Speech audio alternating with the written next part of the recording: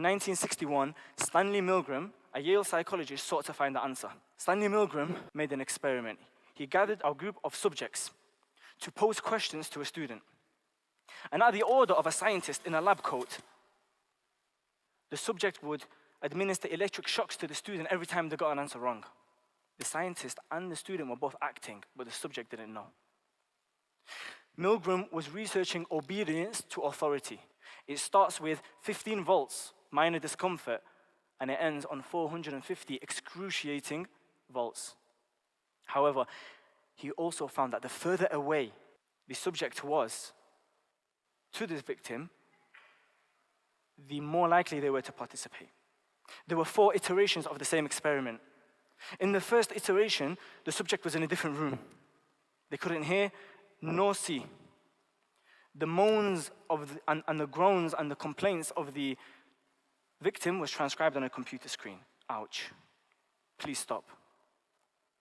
He found that 65% of subjects continued until the very end. In the second version, voice proximity was introduced. The victim had a microphone connected, and so the subject could hear everything. Please stop. I've had enough, please. I don't want to continue anymore. Ouch. 62.5% of people continued until the very end. However, in the third iteration, visual proximity was introduced. They were in the same room. Every groan, every grimace can be seen. And only 40% of people continued until the very end. And in the fourth and final iteration, touch proximity was introduced.